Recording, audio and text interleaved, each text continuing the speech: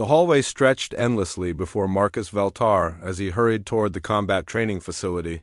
His forearms carried data tablets and weapon calibration tools while his elongated head scanned the crowd of students ahead. As a combat instructor at the Galactic Defense Academy, he had seen thousands of species pass through these corridors, but today marked the arrival of something new. Humans. The very thought made his mandibles click in what his species considered mild amusement. Of all the primitive species the Galactic Council had admitted to the Academy, humans ranked among the most laughable. They possessed no natural armor, no enhanced strength, no telepathic abilities, and no biological weapons. Their homeworld barely qualified as a Class 7 civilization when the Council discovered them, yet here they were, walking the same halls as the mighty Krex warriors and the brilliant Zephyrian strategists. Marcus adjusted his grip on the training equipment as he navigated through clusters of students. Towering Goliaths from the heavy gravity worlds moved like walking mountains, their stone-like skin gleaming under the Academy's artificial lighting. Sleek Aryans glided between them, their wing membranes catching air currents from the ventilation systems. The diversity always impressed him.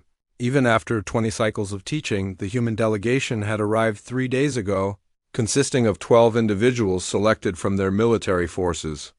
The Academy's administration had placed them in the standard curriculum despite protests from several senior instructors, who argued that humans lacked the physical capabilities for advanced combat training. Marcus had reviewed their files the previous evening. Most came from something called Special Forces on their homeworld. Their leader was a female named Sarah Chun, aged 26 in human years. Her file contained numerous commendations and successful mission records. But Marcus struggled to understand how a species that barely lived 100 years could accumulate meaningful combat experience. The corridor curved ahead, leading to the main training complex where today's lesson would take place. Marcus had designed a simple introduction to Galactic Defense Corps' tactics, nothing too challenging for the new arrivals. The session would cover basic defensive formations and standard weapon protocols that even the gentle pacifists could master within a few rotations. As he rounded the corner, his attention focused on the data tablet displaying today's lesson plan. The Academy's architects had designed these corridors wide enough for even the largest species to pass comfortably. But Marcus was not paying attention to his surroundings.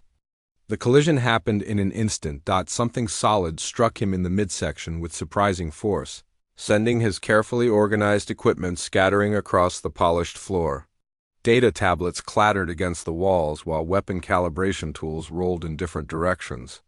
Marcus stumbled backward, his forearms windmilling as he fought to maintain balance. He looked down to see what had struck him and found himself staring at a small, bipedal figure, a human. The female stood barely 5.5 feet tall, her compact frame dwarfed by Marcus's 8-foot height.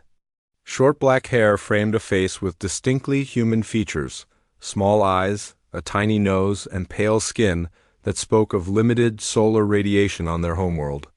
She wore the standard Academy training uniform, but the fabric seemed oversized on her diminutive frame. Marcus expected the typical response he received from smaller species after such collisions: stammered apologies, nervous submissive gestures, and rapid attempts to gather his scattered belongings. Most students feared accidentally inconveniencing their instructors, particularly one of his reputation and size. Instead, the human looked up at him with an expression that made every nerve in his exoskeleton tingle with sudden alertness. Her eyes were dark brown, almost black, and they fixed on his face with an intensity that seemed to cut through him like a plasma blade. No fear reflected in those depths, no apology or submission. Instead, Marcus saw something that made his breathing passages constrict involuntarily. Calculation. The human's gaze moved systematically across his body, noting the positions of his forearms, the weak points in his natural armor, the distance between them. Her head tilted slightly as she assessed angles and leverage points with the cold precision of a predator selecting its attack method. Most unsettling was her posture. While appearing relaxed, Marcus recognized the subtle signs of combat readiness. In the way she distributed her weight, how her muscles remained coiled beneath that deceptively soft exterior. Her hands hung loose at her sides, but his enhanced peripheral vision caught the micro-movements of her fingers, positioning themselves for optimal striking positions. This was not the stance of prey, this was how apex predators stood when threatened. The realization struck him like a meteorite impact. For the first time in his 40 cycles of life, Marcus Veltar, decorated combat instructor, veteran of 3 interstellar conflicts, and recognized master of 7 different martial disciplines, felt genuinely intimidated by another being. The silence stretched between them for what seemed like an eternity, but probably lasted only seconds.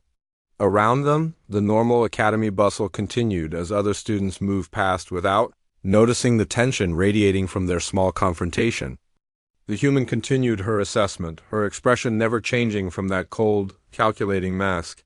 Marcus found himself unable to move, paralyzed by the sudden understanding that this tiny creature was evaluating him as a potential threat and determining the most efficient methods to eliminate him if necessary. His forearms, which he had always considered an advantage in combat situations, suddenly seemed clumsy and excessive under that analytical stare. His natural armor evolved over millions of years to protect his species from the predators of their homeworld, felt inadequate against whatever this human might be capable of. Words failed him completely. In all his cycles of instruction, dealing with species ranging from the diplomatically challenging bureaucrats of Rigel to the aggressively territorial flame hunters of the Scorched systems, he had never encountered anything like this moment. Finally, Marcus managed to force words through his speaking apparatus, though they emerged as barely more than a whispered rasp that he hoped sounded appropriately respectful. "My apologies." The human's expression shifted almost imperceptibly, the calculating coldness softening by perhaps 1 degree. She gave him a single, curt nod that somehow conveyed acceptance of his apology while simultaneously serving as a warning that future encounters should proceed more carefully. Without a word, she stepped around his scattered equipment and continued down the hallway with a fluid, economical stride that spoke of perfect balance and controlled strength. Marcus watched her retreating form, noting how she moved with the silent precision of a natural hunter. Other students in the corridor seemed to sense something as well. Conversations quieted as the human passed, and Marcus observed several species, unconsciously stepping aside to provide her additional space. The reactions were subtle but unmistakable, the instinctive deference that sentient beings showed when recognizing a superior predator, after she disappeared around the next corner. Marcus remained motionless for several more moments, his breathing gradually returning to normal. Around him, his scattered equipment lay forgotten as he processed what had just occurred. In his peripheral vision, he noticed other species beginning to approach to help gather his belongings. A young crystalline student carefully picked up one of the data tablets, while a pair of Errands collected the weapon calibration tools with their wing hands. Instructor Veltar, the crystalline spoke with the characteristic bell-like tones of his species. "Are you experiencing malfunction? Your biometric readings appear elevated?" Marcus accepted the data tablet, his manipulator appendages trembling slightly as he did so. "No malfunction," he managed. "Just processing new information." The students exchanged glances that spoke of concern for their instructor's well-being. Marcus had built a reputation for unshakable composure during his tenure at the academy, and his current state clearly worried them. As he gathered the last of his equipment, Marcus's mind raced with implications. The human files had mentioned combat experience and specialized training, but nothing had prepared him for that encounter. The complete absence of fear or deference, the predatory assessment, the casual way she had acknowledged his apology while simultaneously establishing her position in their impromptu hierarchy. He had studied thousands of species during his career, learning their strengths, weaknesses, and behavioral patterns. Part of effective combat instruction required understanding the psychological profiles of different sentient races. Some were naturally submissive, others were aggressive. Many fell somewhere between those extremes.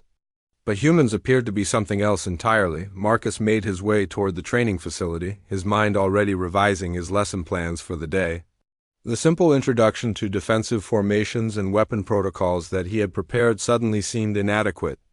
If that brief encounter was representative of human capabilities, they might require a different approach entirely. The training facility doors slid open as he approached, revealing the familiar sight of students preparing for instruction. Various species were checking equipment, reviewing data, and engaging in pre-exercises.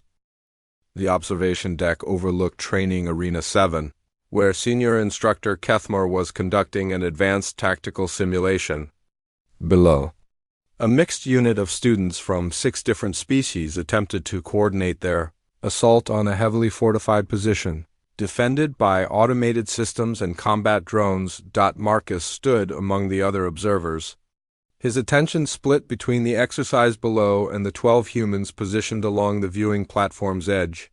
For the past 2 hours, they had watched various training scenarios with an intensity that made several other species uncomfortable. The humans took notes, but not in the traditional manner. Instead of recording tactical procedures or weapon specifications like typical students, they seemed focused on analyzing mistakes and inefficiencies in the current methods being taught. Sarah Chun stood at the center of the human group, her dark eyes tracking the movement of students in the arena below. Occasionally, she would lean toward one of her teammates and whisper something that caused them to nod and adjust their own observations. Marcus had positioned himself close enough to overhear fragments of their conversations, though what he caught puzzled him more than it enlightened him. "Watch how they telegraph their movements," Chun murmured to the older female beside her. "No deception, no misdirection. They approach exactly where the defenders expect them to." "The Krex heavy assault specialist is wasting energy," replied the older human, identified in her file as Commander Elizabeth Hayes. "He's using maximum force against reinforced positions instead of finding weak points. Their coordination protocols are too rigid," added another human, a tall male named Jackson Torres. "They're following predetermined patterns instead of adapting to real-time conditions." Marcus found their critiques fascinating, partly because they echoed concerns he had privately harbored about standard Galactic Defense Corps tactics, but mostly because these supposedly primitive warriors were identifying advanced, strategic flaws that most Academy graduates failed to recognize. In the arena below, the exercise was proceeding poorly. The mixed species unit had become bogged down in a frontal assault against the fortified position, exactly as the humans had predicted. The Krex warriors were indeed wasting energy on heavily armored sections, while the more agile Aryans struggled to coordinate with their slower teammates. "This is taking too long," Instructor Kethmar announced over the communication system. The defending automated systems would have called for reinforcements by now. "Exercise terminated. Report to debriefing stations for analysis."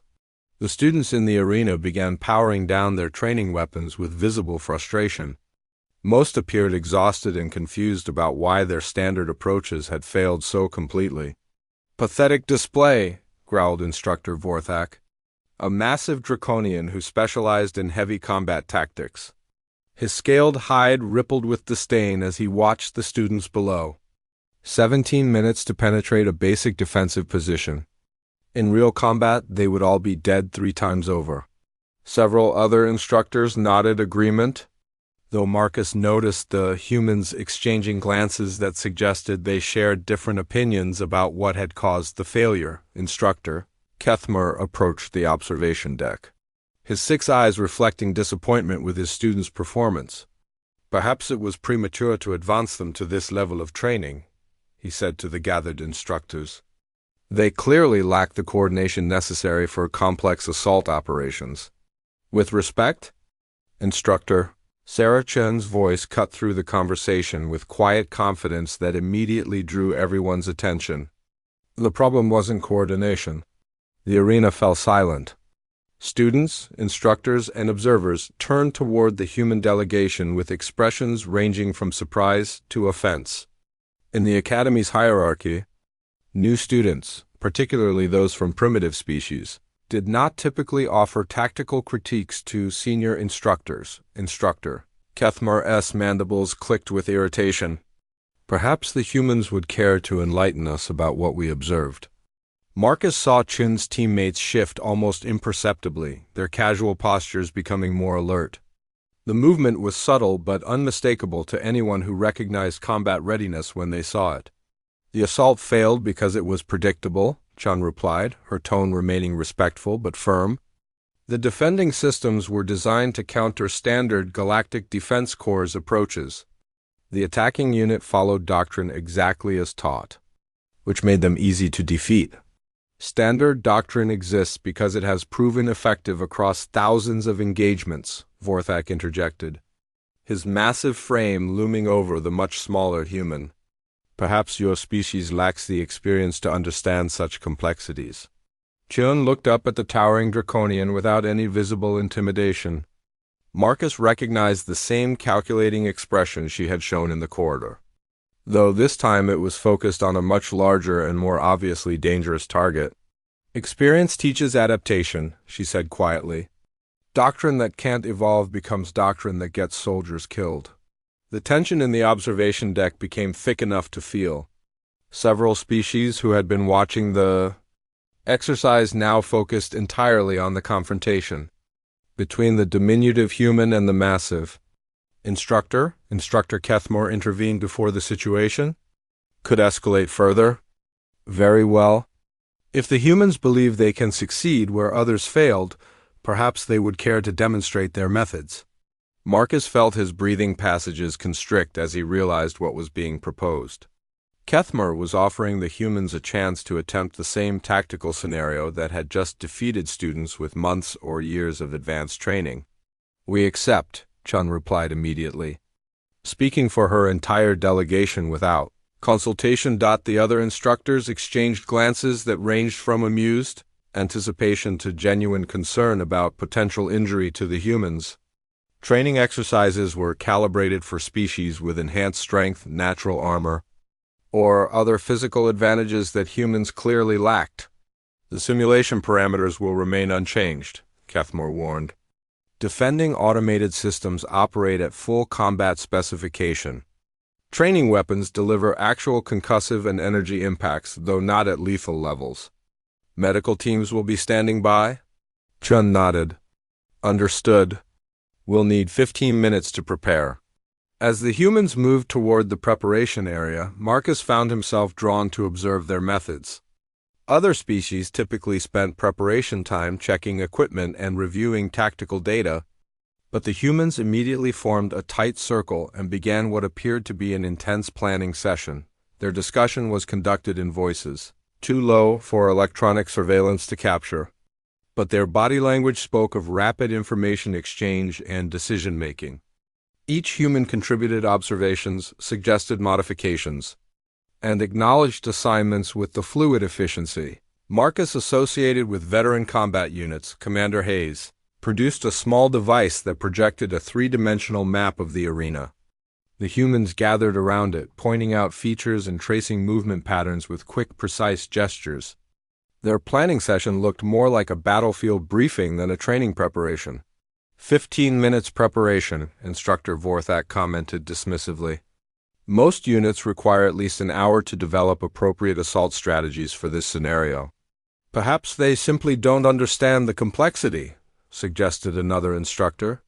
Their species' military experience is limited to their single homeworld. Marcus found himself hoping that assessment was incorrect. Something about the humans. Confident preparation suggested they possessed knowledge that the Academy's standard curriculum had failed to account for when the preparation time expired. The 12 humans moved to the arena entrance with the same coordinated precision they had displayed earlier.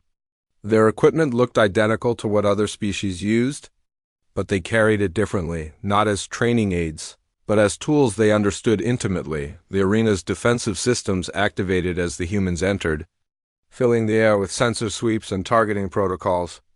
Automated gun emplacements emerged from concealed positions, while combat drones launched from hidden bays to establish perimeter patrols. For several moments, nothing happened.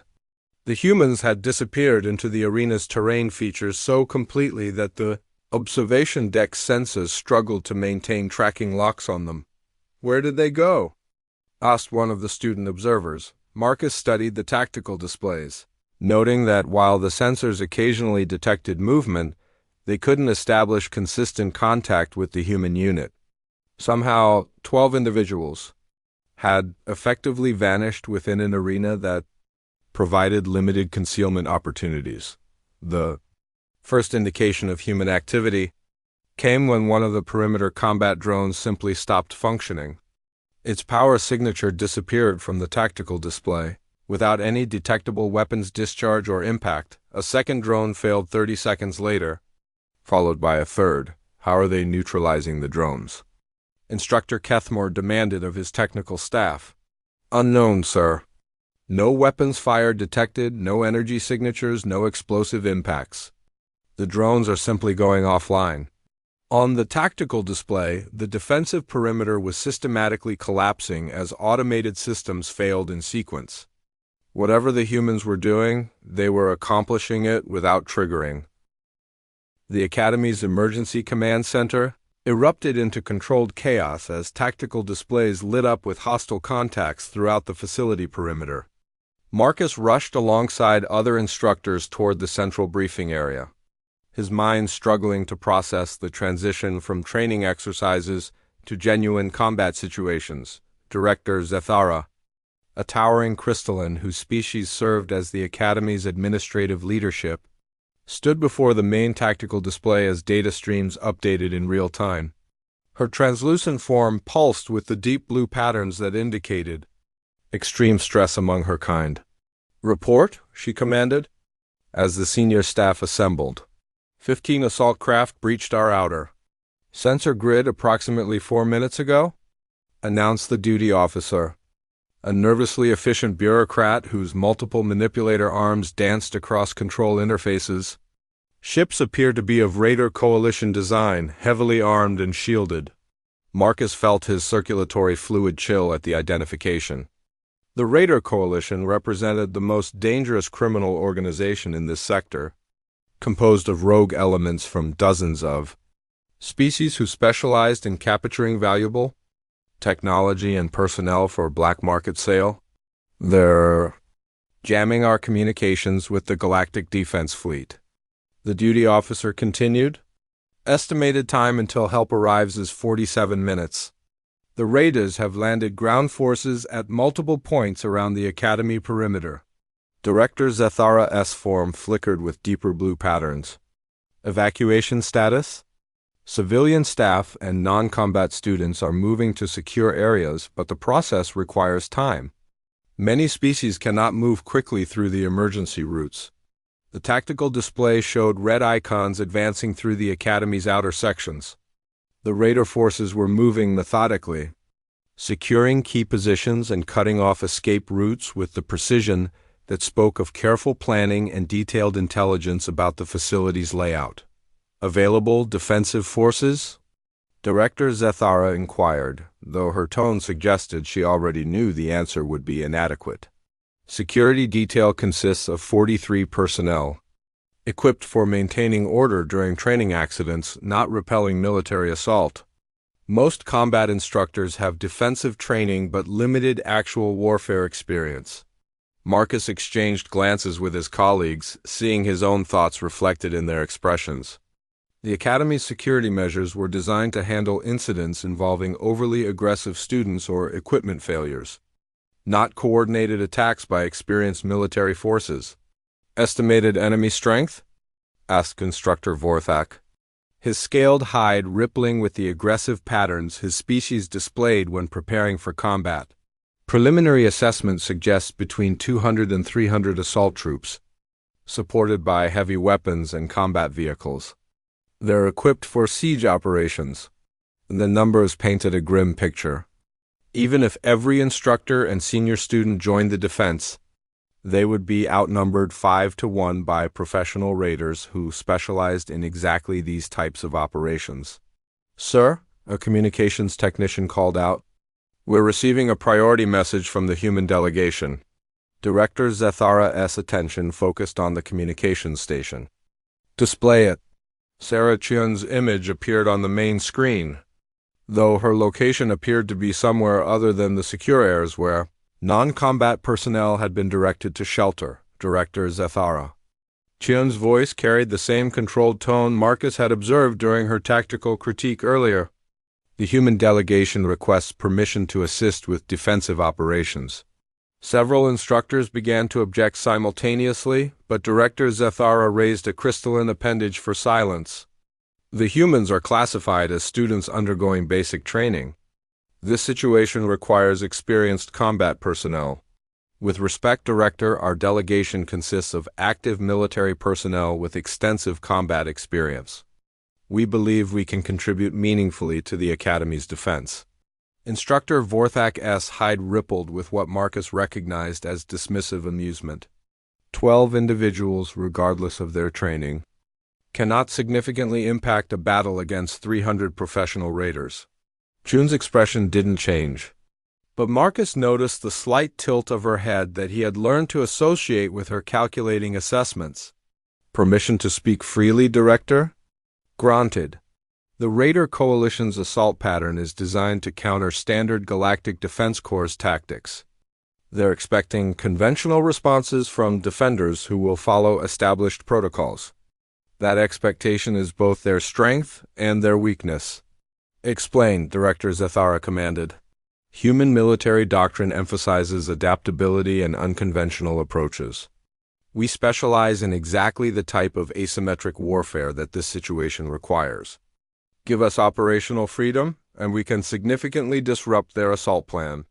The command center fell silent except for the continuous updates from the tactical displays.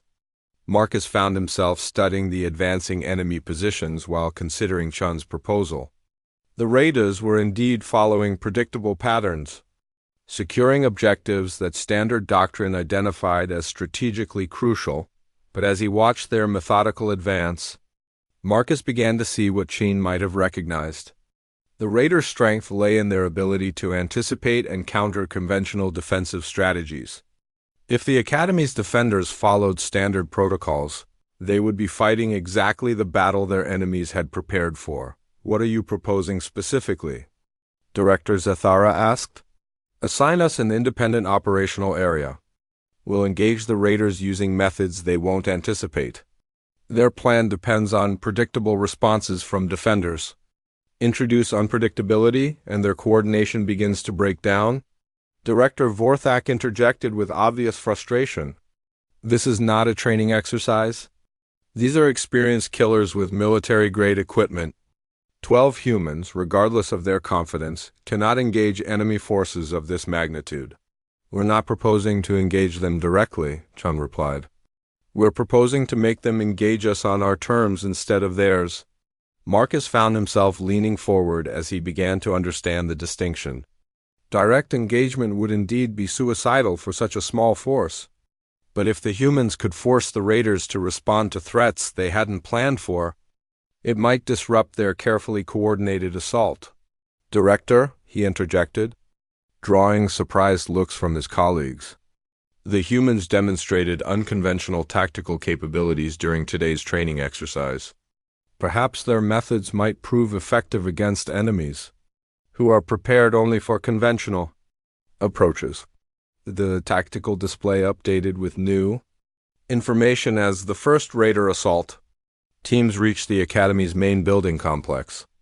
Red icons spread through the facility's outer sections as automated. Defenses failed to slow their advance significantly. Director, Zathara's crystalline form pulsed with rapid decision-making patterns. Very well. The humans are granted operational independence in Sector 7. All Academy forces are ordered to avoid that area unless specifically coordinated through human command. Acknowledged, Chun replied. We'll need 15 minutes to position ourselves. After that, recommend that all defensive forces be prepared to exploit opportunities as they develop. The communication ended, leaving the command center filled with uncertain tension.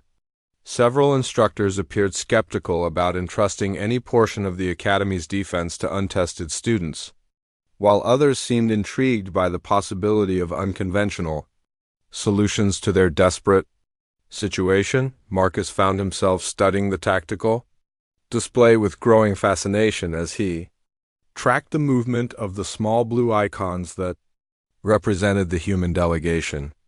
Instead of moving toward fortified positions or natural choke points as other species might, they scattered across Sector 7 in what initially appeared to be random positions. "What are they doing?"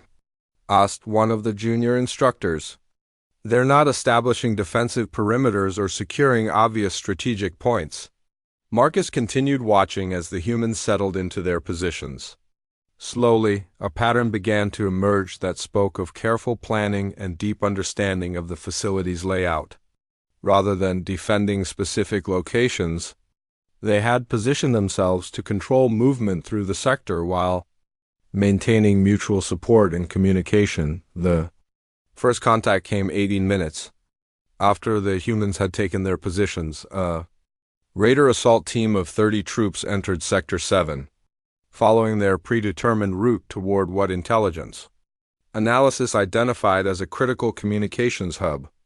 Their approach followed standard infantry tactics, with advanced scouts, heavy weapons support, and reserve elements positioned for maximum effectiveness. The attack began and ended so quickly that the command center sensors barely registered what occurred. One moment, the tactical display showed 30 red icons advancing in perfect formation.